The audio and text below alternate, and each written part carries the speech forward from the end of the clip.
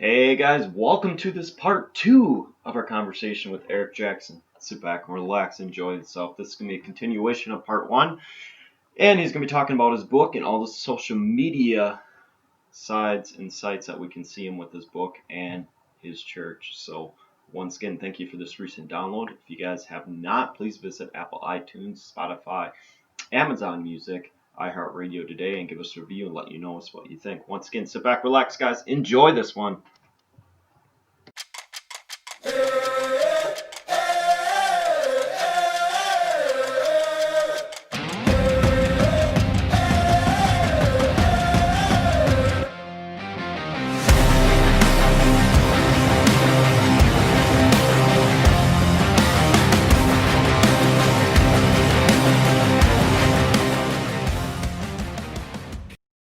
All right, here we go. How's that?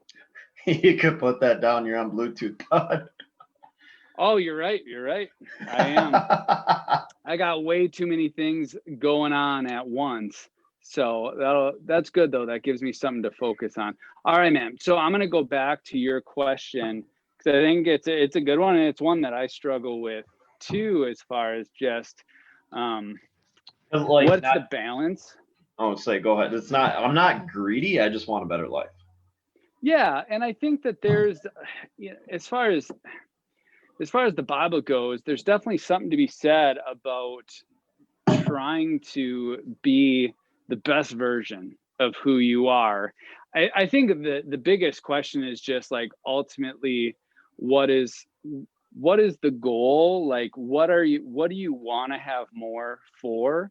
As far as like, do you want to have more just so that you can have more, so that you can be better than everybody else, or that you have, the security to maybe not have to rely on God and you can rely on yourself instead? Or do you want to get more because then you have more to give, you have a better ability to bless other people and to be more of a light in other people's lives, and things like that. And I think the other aspect to it as well is just simply, as you pursue better, and whatever that word means, as you're pursuing that, are you, if that better doesn't happen right away, if maybe there's a hiccup along the road, or maybe, you kind of like fall off, and even though you're putting in the work, you're putting in the time, it's not moving in the direction that you want it to, is there still going to be joy in your life? Are you still going to be able to worship God in that time? Because I think that's the biggest question. Not that, the question isn't, are you pursuing more? The question is, in those seasons where the more isn't happening, can you still worship God? Because then that means you're grateful for what you have. Is if you can still say, hey, I'm pushing, I'm working, and maybe things aren't quite going the way that I want them to, I can still worship God. I am still in a good place because I am grateful. Then I don't think there's any problem with pushing for better and wanting better. I think, that's the problem, is when you get where I'm driven for better, and I'm going to be, dissatisfied, not content the whole time. And I'm going to, if I'm not seeing things move forward, if I'm not growing my kingdom, then I'm going to be upset. I'm not going to be in a good place. I guess that's kind of how I look at it. I don't know if that makes sense. No, it totally makes sense. So it was kind of weird. So and I explained it to my buddy who asked me this question. It's like I'm extremely grateful to go through the divorce because it brings out it lets me move on to a different chapter and restart my life, which whatever happened in the past. Yeah. I'm very grateful for being sober because it allowed many, many, many opportunities that came into my life that it's not even in my hands what happened. Like, I'm very, very grateful for that part of it. But just like everyone, it's like when you're in the middle of the heat of the battle, and then all of a sudden, and I will be 100% completely honest, because people be like, hey, if you get born again, it's going to get tougher. And I'm like, yeah, right. Born again, you're all happy go lucky and whatever. Absolutely not. Like, I can go down like the first couple weeks after I got baptized again, and boom, boom, boom, boom. And someone told me straight out, it's like either it was Pastor Scott or someone at church or whatever it was. They're like, "You're born again." I said, "Yeah," and I'm like, it's almost like I'm fighting this. Do I want to? And you know where I'm going with this because you know everyone has this battle with this, but it's like, do I go full pastor type or do I go full like my rebelness or do I find a happy medium just so I everyone knows I'm a Christian, but yet I can swing both sides. And then on the other end of it is um not say like they would say straight out, you're born again now, the devil had you once and you're born again and you found God again or whatever the pattern was, but it's like you found the relationship back with God to where he wants you back even more, so he's going to push at you even harder. Yeah. Well, and I think that the biggest thing that has helped me, because I tend to, like, I would describe myself as a restless person. Like that's who I am. And I think we're very similar in that way of, and for me, I'm not very financially driven. Like that's not the kind of restlessness I have, or even like things. I'm driven by purpose. I'm driven by transformation. Like I'm always restless with who I am. I'm always restless with the state that I'm in. I'm restless with how I'm living out my purpose. I always feel like there's something bigger that I could be doing. There's some bigger impact I could be making. And there is this constant restlessness. And for me, what really helped me is understanding like the actual definition of what peace is. Because I've gone after peace my whole life. It's been just this pursuit of peace, because I'm not someone who naturally has peace. And I always viewed peace as like calm, of just like quiet. Like the opposite of peace would be chaos. But the more that I study the Bible and I study even like what the fruit of the Spirit, peace, that should be growing out of my life as a Christian, the opposite of peace isn't chaos, it's division. Like that really opened my eyes to understand like peace isn't a feeling, and it's not even a state, it is a connection. So when you are connected with what you're supposed to be connected with, that's what peace is. And when you lose that peace, it's not because things got crazy, it's because things got divided. You got pulled away from something that you were made to be connected to. And that's why, whether you look at a marriage or your relationship with God or your friendships or whatever, you lose your peace when there's division, because things can be crazy and we can still have peace as long as we're connected. And so I think that's the beauty of, like you said, when you're restored in relationship with God, which is what we were all made for. We were designed to have a relationship with God. That's why we were made. That's our main drive, is that relationship right there. And that's why when people are reunited in that relationship, that's why it's such a euphoric thing. And it's kind of like people get to open their eyes for the first time, is that connection that you were made for has been restored. And that's kind of the battle for the rest of our life, is the enemy is just trying to wedge between that, trying to disconnect.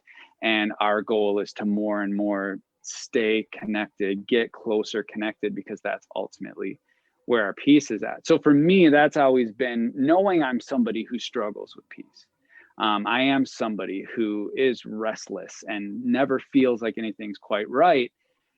For me to know that my peace is not going to come through accomplishments, it's not going to come through even changing what life looks like. Peace will always come from me being more connected to God. That's ultimately what it is. Yeah, and that feeling, and I'm gonna convert that feeling also because my buddy asked me straight out. He's like, "What do you dream of right now?" And he's born again, and he was trying to resort everything. We had a good Jesus conversation the last couple days with him. I said the only thing I'm dreaming about right now is going down a backcountry road in a UTV, just burying it in the mud. He's like, Yep. "What feeling do you get?" I said, "Freedom." He's like, "Freedom of what?" I said, "Just nothing. Like there's no." Like you're complete, like your personality is completely free. Yeah. Your brain's completely free. You know you have everything taken care of, and you can just bury that thing because you don't care. Because there's no,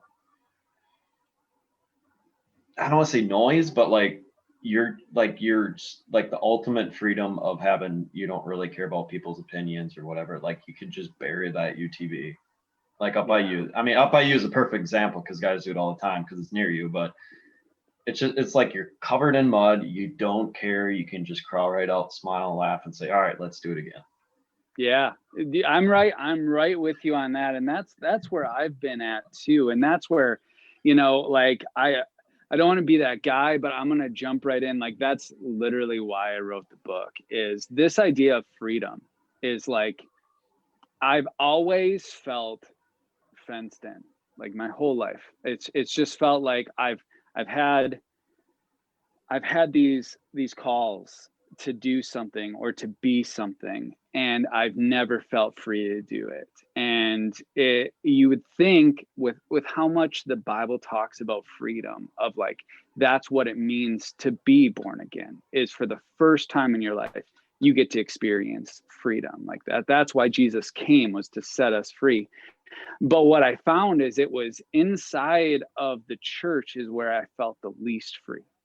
And I struggled with that because I knew that there was a call to that true freedom. And like you said, of just not worrying about people's opinions. And I go back, in the book, I talk a lot about the early church and how it really started with the disciples, and where they started just changing the world was they got to this point where they were like, I have to do this. Like, I have to. I understand that you're telling me not to. I understand you don't like it, but you don't understand. Like, I have to. Like, the drive for me to do this is so strong that I can't not. And for me, it was this idea of this book of like feral Christian, of what would it look like to be a Christian, that if there's a fence in front of you that God didn't put there, you're ready to just press through it and go wherever God's calling you to go. Even if people that you really think highly of are putting fences in front of you, or your family, or whatever, what would it look like to just have that level of abandon, of not even like rebellion? Because I can move into that rebellious spirit. But if you look at the disciples, it wasn't even a rebellious spirit. They were just like, you're telling me that I'm hearing what God's telling me. Like, my love, the connection, the creator of the universe is telling me to do something, and you're telling me not to. And they just like basically pose the question, like, you really think I can't? You really think that you can stop me from doing this, even if you imprison me or beat me? And for me, it's just that idea of like, what if we got to that point of, it's not about being able to do whatever we want. Obviously, the Bible is clear that there's a certain life that lines up with the Word of God. There's a certain way we hit the mark. But for me, in just my years inside of American Christianity, I've realized that a lot of the fences that are in my life are not from God. And that was just a really profound realization. And then I started to realize that, in the Old Testament, God talks a lot about possessing land. He was like, I'm calling you to go possess this land, calling you to go somewhere that you don't own yet, but I want you to own that land. So you go there, fight the battle, win, and you possess that land.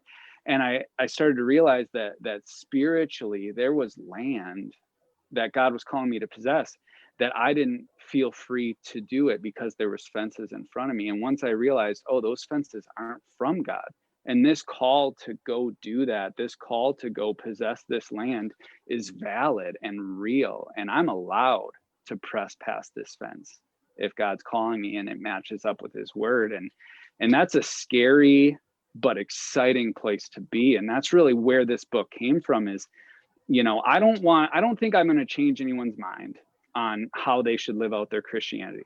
And I, to be honest, don't want to. But I have realized that there are a large number of people who are just waiting for someone to give them permission to press through these fences that God didn't put in their life. And that's all I wanted to do, is just say, look, if it lines up with the word of God, If he's calling you to go possess land, if he's calling you to go get some victories and take land that he wants for his kingdom, and there's a fence that a church put in your life or a pastor did, and that's not from God, it's not in the Bible, you're free to push into that land. And so for me personally, it's something I'm even walking out. And so I know that that's a long-winded answer, but I think it really goes along with what you're saying is it's not a rebellious spirit. It's an obedient spirit. It's a spirit that says, I have to obey God. I can't not. I'm unable to not obey God. And I think that's a little different than a rebellious spirit. And I want to free people to obey God, you know, as long as it lines up with his word. Yeah, and one thing too, and I'm going to contest on this, and you will too. Like if there's something that pulls me away from reading scripture more, or listening to sermons more, or all that, it's like I freak out because it's like I know having him in my life 100% what it's like and what it feels like and how graceful it feels and how laid back it feels. But then there's something in there that wedges that takes that time away. It's like not say it's not like the anxiety kicks in, but it's almost like, this something's not right here. I heard an amazing message from a pastor, and he basically just laid out scripturally that because he was talking to a bunch of pastors. So that's like scary. You're giving a sermon to like a room full of pastors. And he basically just said, like, look, your ministry started from you hearing God and you obeying God. He's like, and it's going to end with you hearing God and you obeying God. And everything in between is going to be you hearing God and obeying God. So he's like, basically, those are the two things you have to stay focused on. And I really took that to heart. And I try to have that influence on anyone I talk to or spend time with, that I either help encourage them, equip them, free them to either hear better from God or be better at obeying God.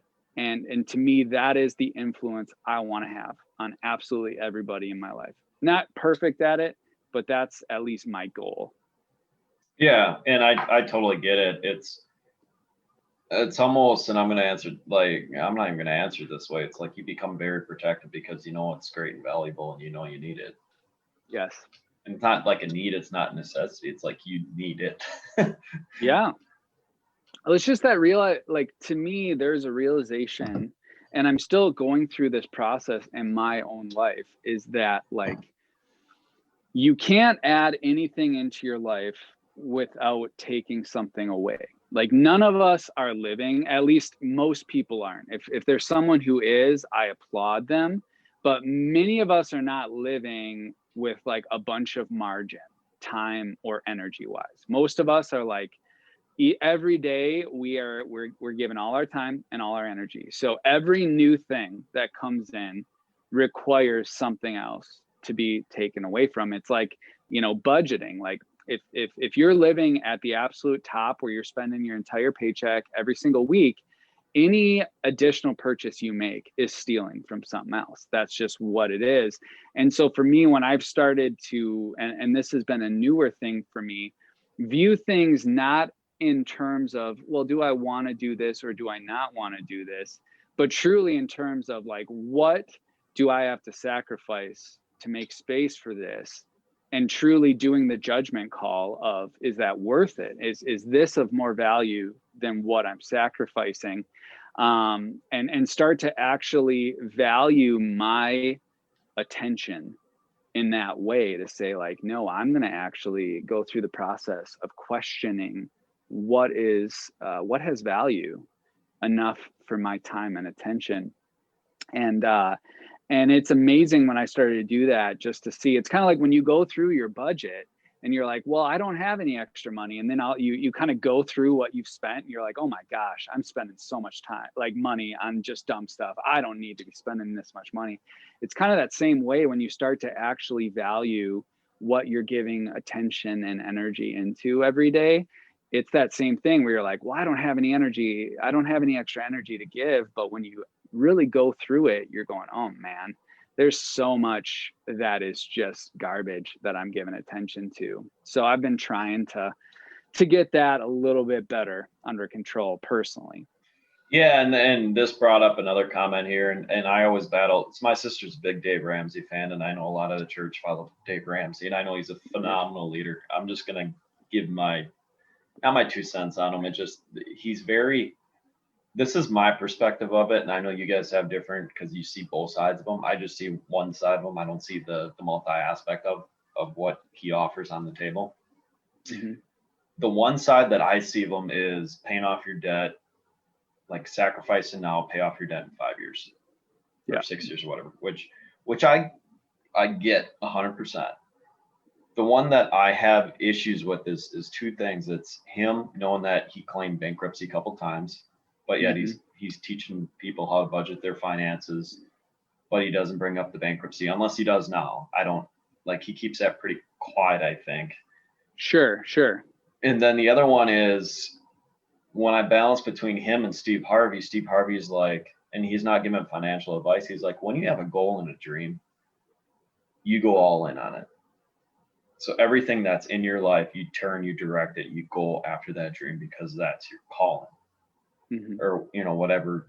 If it's like for me, it's Yeah. the game farm or whatever. So he's like, it doesn't matter what happens, you go all in on that and put your way towards that. So like I have this internal battle because I'm going all in towards my dreams, but yeah, my sister is working for a job.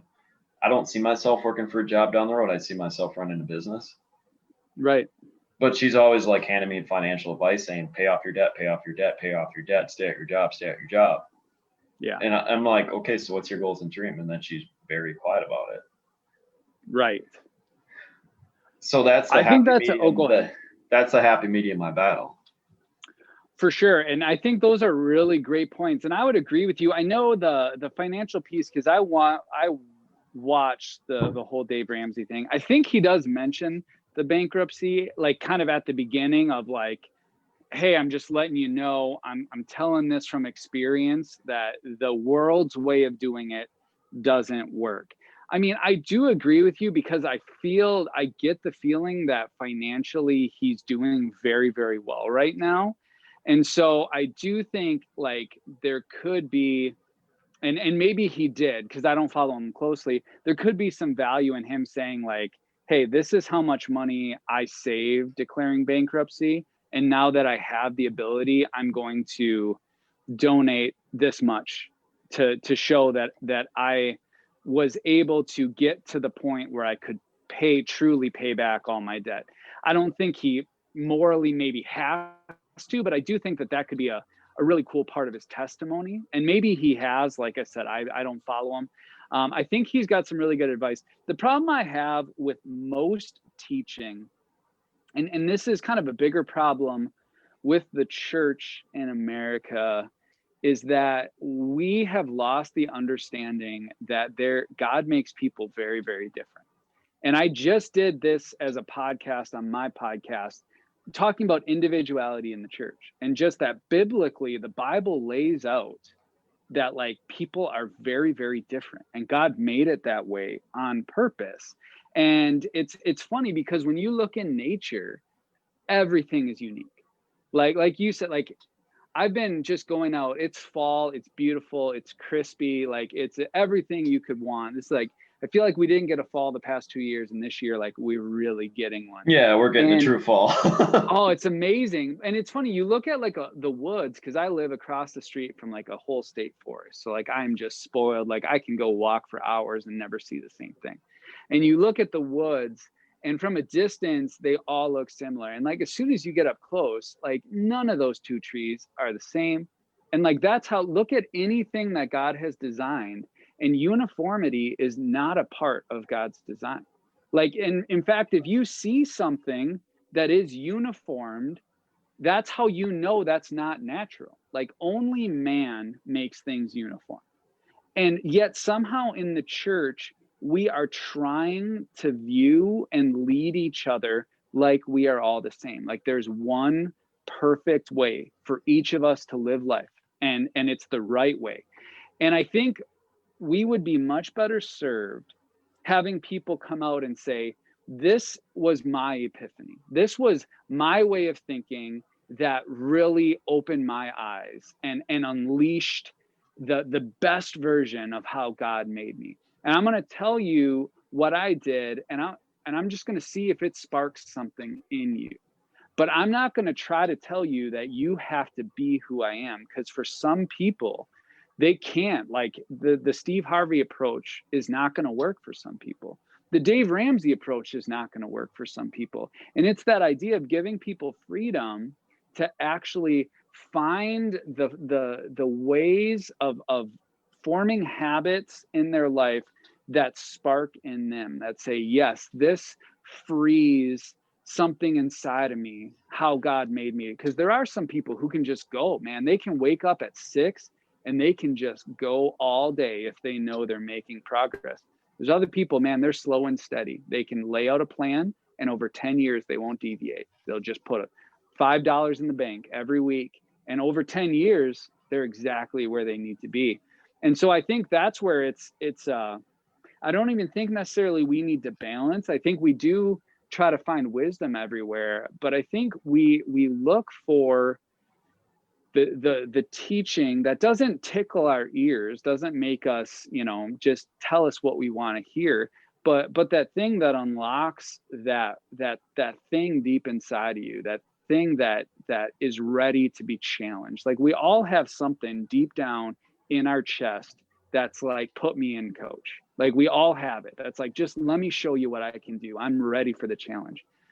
And find the teacher, find the motivator, find the communicator that when they speak, you realize they've unleashed that same thing that's asking to be unleashed in you, and realize it's going to be different than someone down the road, even your mentor or your pastor. It's going to be different. And as long as it's lining up with God's word, as long as it's not, allowing you to live a life contrary to that, realize that the right life looks different for different people, and that's okay. And we don't have to feel that shame and guilt because we're not all exactly the same. Because what on earth in nature did God make exactly the same?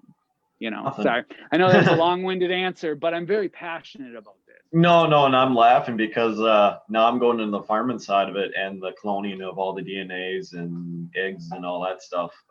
I'm just laughing because it's like, man, did that, not God. Well, and it's funny because I know it sounds like I'm just like plugging, but it's just funny because I did another podcast episode called Sustainable Christianity. And it was just this idea of sustainable natural farming that allows for, crops to grow as they would naturally grow and things like that, versus kind of the industrialized farming where everything is uniformed and everything.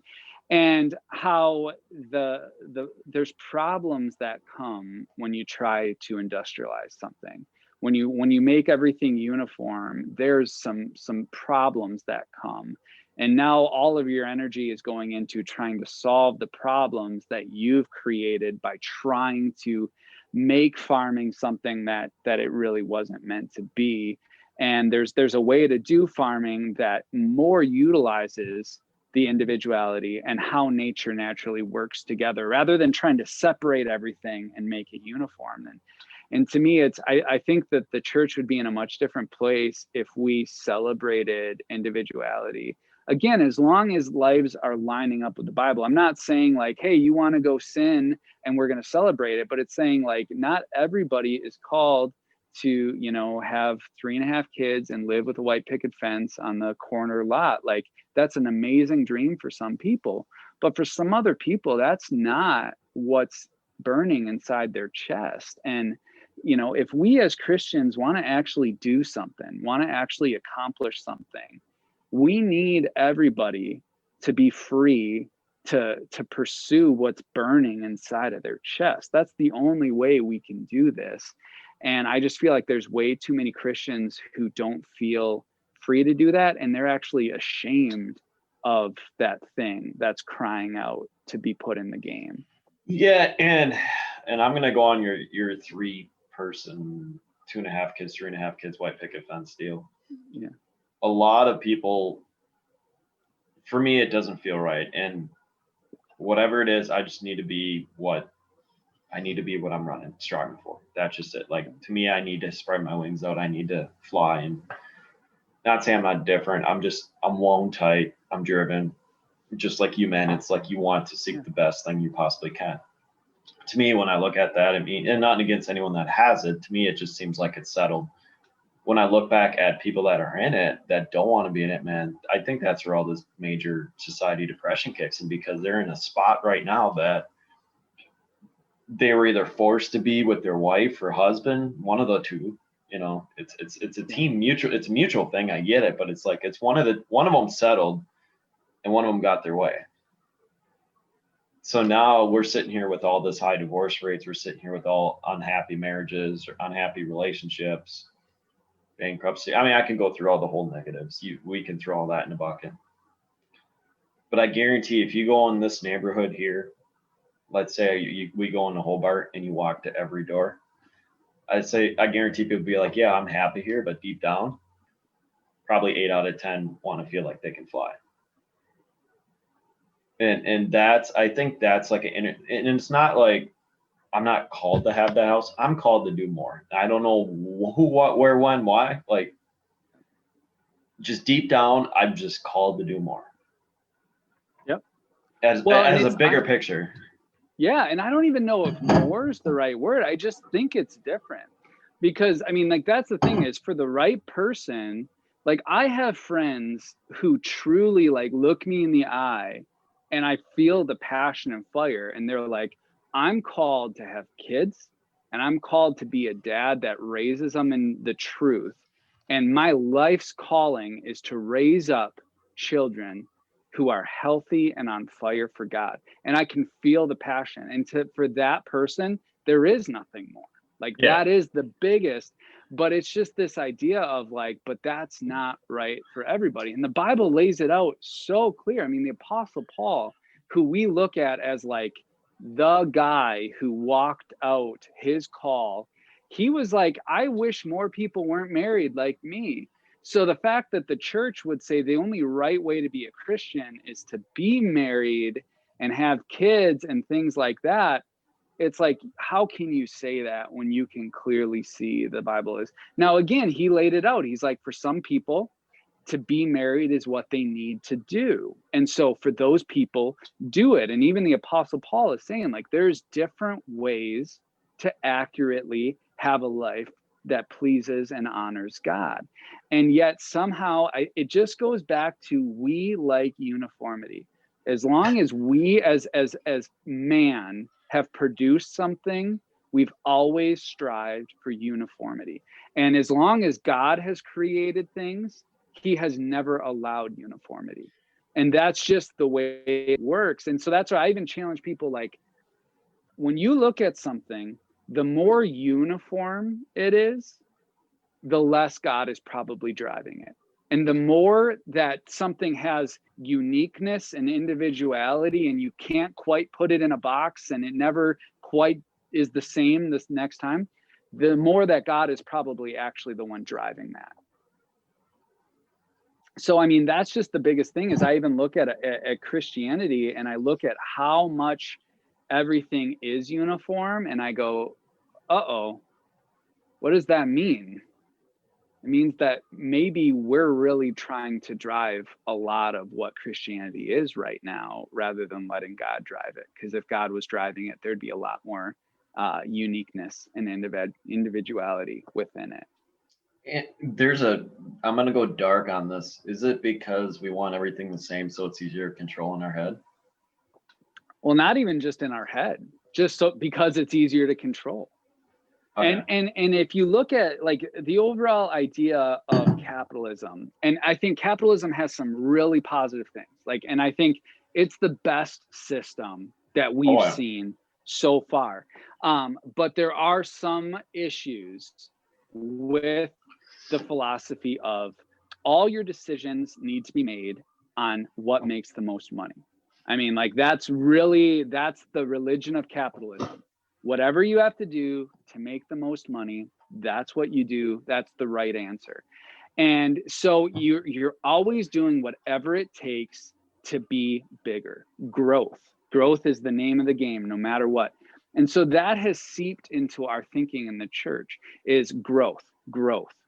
How do we get bigger? How do we get bigger every year? We got to get bigger this year. We got to grow more than we did last year. The only way you can grow is through uniformity. Go back to farming. The only way you can have a huge farm, if you simplify it down, is if every crop looks exactly the same. You can do the same process to every single acre. And I think that's what gets it in is if you want to keep getting bigger, you have to be able to control things more and more and more. Uniformity is the way to do that. Well, and I'm just laughing at this because I work for large growers, and then I see, especially with my pioneer background, all like the micro. So like the bigger growers are simplistic, get an easy, not say easy system. Nothing's easy, I get it, but like a very simplistic system to where it's a check in, check out, and that machine still runs for at least the owners and stuff. The ones that were very technical, very easy to deal with, the ones that were so easy to not micromanage, but like take the macro into micro stage to like change it, were the ones that were like the mid-size, because they don't have all the trucks sitting there, they don't have all the employees to worry about, they don't have everything. It's just them, their son, or them and one worker, to where they can take time to drop at a micro level versus like the big picture. Yep. So that's from my experience in the past. That's what I saw. And when you just said that, I just started laughing. I'm like, let me see. Ronnie did the same thing. Pat did the same thing. Yeah. I'm just going through my list because I had like 28,000 acres to walk with guys. So I'm like, yeah, it's really incredible, the similarities. And so like, if you ever want to like you can check out the podcast. They did a whole episode on it, but there's this documentary called Sustainable. It used to be on Netflix. It's not on there anymore. I think you can like just rent it online for pretty cheap if anyone wants to watch it, but it's that whole idea. It's a documentary about a guy on the outskirts of the Chicago area, so in like rural Illinois, and he just really tried to do farming like old-fashioned, sustainable, let it be what it is, don't try to manipulate things and stuff like that. And it just kind of shows he was able to make a lot more per acre. He was able to basically have a much more productive farm doing it that way. It's just you have to be a smaller operation, and that goes against what capitalism is. That's like a moral sin. You never go smaller. You always have to go bigger. And that unfortunately has worked its way into the mindset of the church, where it's all, and I'm a pastor, I'm telling you, people ask, what do you do? And I'll say, I'm a pastor. 100% of the time, their next question is, how big's your church? Yeah. Every 100% of the time. So we are, even pastors who go in not worried about how big their church is are just drilled with, that's what's important. That's what's important. You got to be able to give impressive numbers. So that's where, from the top down, uniformity is pushed and sold. And I think it weakens us as the body of Christ. Yeah. And I'm just going to use a couple churches, for example. Obviously, ours, we're worried about relationship first in the community and stuff. That's why we're not filling that place up right now. Yep. They want community first versus being inside as a community. But like you look at some of the ones in the Appleton area, and I'm not going to bring names, but there's two larger ones down there. One was, I don't know how it is now, but when it first started, like the pastor was pretty much coming out saying, you have to donate 10% or go find a different church. Yeah. And that was one on the south side of Appleton near the lake, and I'm just going to keep my mouth shut, and people that are from that area know exactly which one it is. Sure. And that caused a lot of riffle in the community because it was more of that, he had that capitalism mindset, which and I'm just laughing, and maybe it's just all my buddies that have businesses that are rubbing off on me with the capitalism, whatever. Like, I'm not there to compete with them and stuff. I think they're there, they want to drag me out of my manufacturing mindset and say, okay, dude, yes, we work hard, we play hard, we get it, but we also have the freedom to make a choice. Yeah. I think that's where that's where my drive is. It's like, I see the choice. Yeah, they have stress. There's stress everywhere, no matter where you're at. Yeah. but they have what I want. So that's why my brain's pulling that way. Yeah. Well, and I think just even the question I've started asking people is, what is unbelievably clear in the Bible is that if you are a Christian, you should be free. Like I would have a hard time finding someone to refute that. Yep. It is Yep. all over. But if you were to go to the average Christian and say, hey, do you feel free?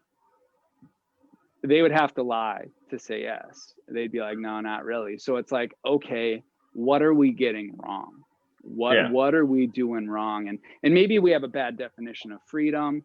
I'm sure that the reality is somewhere in the middle of a lot of things, but I think you have to honestly say, okay, if one of the main indicators of being born again is being free and nobody feels free, that like we have to start asking some really hard questions to ourselves, because something's not right and we got to do something different. Yeah. And it's more of like salvation is what I think we're bringing up on our end, especially on your end too. But Yeah.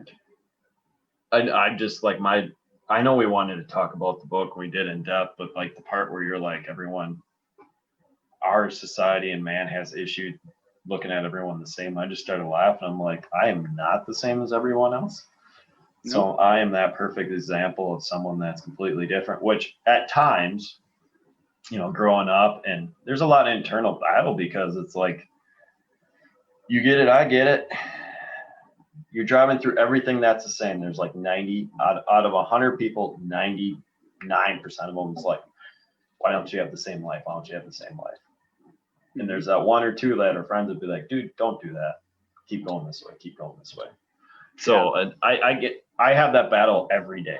And even though yes, I'm born again. Yes, I feel free to a point. Like my past, I feel free with. Right. My future, it's a work in progress. Yes. Well, same with me. And I think that like, that's the thing is like, just going back to what we said, and then I'll definitely let you talk more, but I just want to connect. It goes back to what we said about like, is this driving me closer to God or not? And most people, if you were to ask them in their pursuit to fit into what they think is the church's version of the right way to be a Christian, does that pursuit make them truly more united with God or distract them from God? I think there's going to be a lot of people that would say it actually takes away from my desire to have a close relationship with God, because it's such a distraction to try to be this thing for everybody else. Yeah. And I think that's where the people that are having issues with that see the expectations is what they look at that. It's like, oh, you have to be this way, you have to be this way. And it's not so much them. I think old churches would say you have to be this way or you're not, Yes. But I feel amazing where I'm at. You have a phenomenal church too where you're at. So it's not, I mean, like the new versions of them, not say new versions, but the updated versions, like how life is, celebration is, years is, it's not that old structure, and everyone can be feel free and loose when they're with them. Yes. Well, and just feel free to be their version of like, or not their version, God's version of who they are. And that's what I try to tell people is like, it's not that you don't need to grow. Like, I'm not one of those people that's like, you're perfect the way you are. Because obviously, like I said, I'm a constant restless, I want to grow, I want to change, I want to be refined. It's not that you don't have things that you need to work out, because you do, and I do, and everybody does.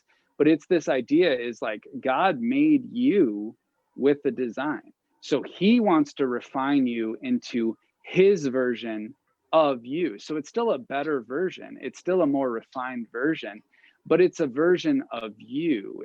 He didn't make us all uniform. So just understanding that as God refines you, you're not going to look like the person next to you. You're just going to look like a better version of you. And God made you that way.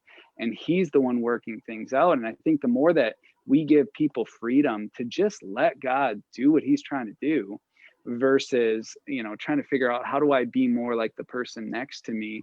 I think we're going to see some amazing things happen in the church. Well, I'm not even going to use a church because I have a church in my house right now, and I'm going to just kind of laugh at that because that's what's occurring with him right now. So he butted heads against the wall so many times trying to not say make stuff work. Like he has an amazing family. Yeah. And all of a sudden it's like, he's like, pardon my French, he's like, I just turned to it. I'm like, fuck it. Here's my heart. Take it. Yeah, that's exactly it. And he just started laughing. And he's like, and you know what? I don't know how it happened. It just all laid out. He's like, dude, I don't know how to explain it to you. Just let him be in control. Yes. And he's a very good Christian, but he just how he laid it out and just said it was so funny. But that's exactly it. And that's where I try to tell people, like, and I'm not great at construction, but I understand it a little bit. And there's a difference between a renovation project and a restoration project. They're very different. And a renovation is like, you don't need to know the original design. You don't need to know like who designed the house, what each room was intended for and all that. It's like, how do I make this the most appealing to the biggest market? And I'm spending the least amount of money, biggest wow factor, change, move on. And that's what a renovation is. And that's what we kind of want when we get saved. Is God just like just renovate me. Like let's slap on some paint. Let's put some wow factors on. But like God, he's a restorer, and a restoration project is completely different. You're not just trying to make the house appealing to the most people and make the most money off of the least investment. You're going through piece by piece and you're restoring each part to like the original design. And that is what God is doing. Like he's restoring you. He's not renovating you. And it's a very different process. And that's why it's going to be different, because houses are built differently. So if you're restoring houses, that process looks so different depending on what that house was actually built for, versus a renovation that you can basically use the same basic design and just slap it on every house that you do. And for me, that's where I just try to tell people, like, let God restore you. And that's like you said, that's where you're just like, all right, God, here's my heart. You designed it. You know how to restore it to exactly what it was made to be. And so whatever you got to do, you do it. And that's when the magic really happens. Yeah. And I don't chuckle on it because that was a serious conversation, but just how he was smiling and joking. But we had this conversation many times the last couple of weeks, and I would just sit there and just chuckle at it. I'm like, it's that simple. He's like, oh, he goes like, no, it's not that simple. It is that simple, but it's not that simple. He's like, right. You just get sick of beating your head against the wall so many times. You're just like, you give up. You're like, here you go. And yep. It's just and he actually, and I'm not like, he's a good friend of mine, but like he's leaving a good secure location because he's called to a different location. Yep. And he was like, he goes, I don't know why he goes, family's up there, wife's happy. He's like, I don't know why we're called up there, but he's like, I have to go. I'm exactly. Like, go do it, buddy. Go have fun. I'm like, I'm not holding you back. And I knew within the first minute I got the phone call. He's like, oh, hey, I'm like, you're moving, aren't you? Yep. How do you know? Like, I just knew. Yeah. But it was a great thing. So that's awesome, man. That's awesome. I those are the stories that get me motivated, because that's at least for me, it's like if that's really how God worked, that there's just some formula, there's some program that we just put everybody in. All right, profess Jesus as your savior, take these 8 steps, now you're good to go. Like, how boring is that? Like, I would have absolutely no passion for the kingdom of God if it were just this industrialized, uniform thing. But this idea that, like, man, God made everybody totally different, unique. There's a design, there's a calling, and it's this beautiful restoration process of sanding things down and getting the wood grain to pop again and all that. Like, now you're talking about something exciting and fun. Yeah, and his He's full of fun, man. I can't not wait for what he's gonna have up there, That's because awesome. it's gonna be fun and exciting. So, no, I'm gonna end it because we just laid out. Since we are gonna wrap this up, I'm gonna wrap this up formally. Where can everyone find you? Where they can buy your book and where they can see you on social media? Yeah, absolutely. So, I mean, I try to keep things really like uniform. So on any sort of platform, if I'm on there, I'm either going to be at the Pharaoh Christian or Pharaoh Christian. That's going to be, so Facebook, it's at Pharaoh Christian. Instagram, it's at the Pharaoh Christian.